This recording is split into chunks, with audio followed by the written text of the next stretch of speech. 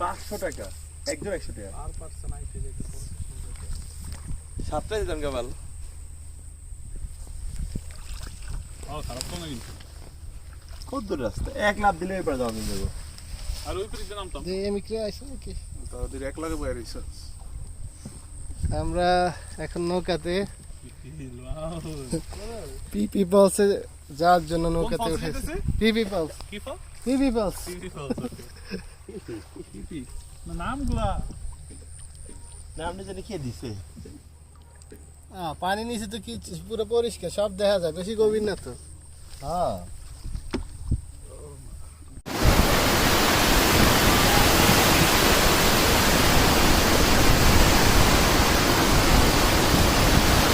feel like private swimming pool আমরা 5 জন ছাড়া আর কেউ নাই নট এ সিঙ্গেল পার্সন আমি আসবো দেখা আমি খালি করে রাখছিলাম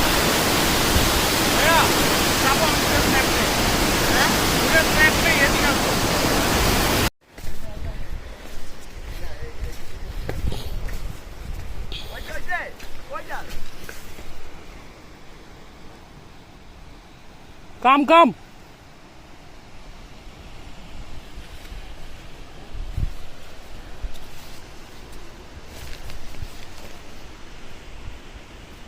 কি ব্রো ফিল কেমন রাস্তা পাওয়ার পর we got it মামা we are in Pipi Falls রাস্তার দেখার পর তোমার অনুভূতি কি ভাবছিলাম তো কই জানি যাইতেছি আন্দাজে আবে বন্ধু তোমার মুখে তো হাসি কেন at last খুঁজে পাইছি যাক দেখা যাক আমরা কোথায় যে মিলি আমরা যে রাস্তা পাইছি ফাইনালি এটাই সবচেয়ে বড় বিষয় আমরা আসলে যখন গাড়ি থেকে নামছি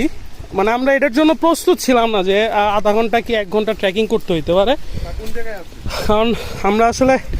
মামার ভিসাটা নিয়ে এতই প্যারায় ছিলাম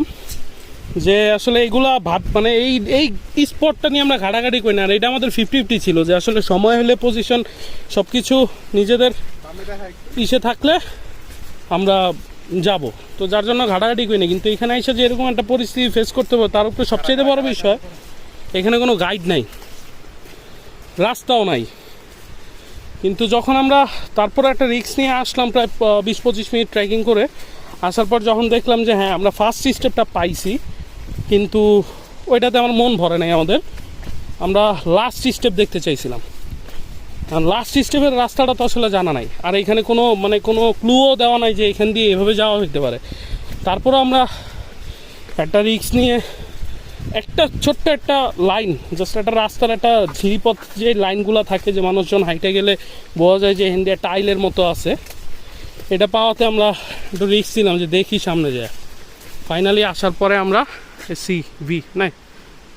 কিচ্ছু দেখা যায় না জাস্ট মেঘ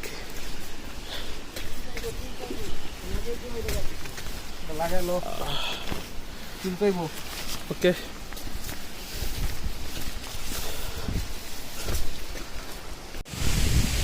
এমন ছবি জীবনে এই প্রথমে দেখলাম হয়তো টিভিতে বহুত দেখছি কিন্তু এই ফার্স্ট কি সুন্দর ঝর্ণা ওয়াও কত উপর থেকে পড়তেছে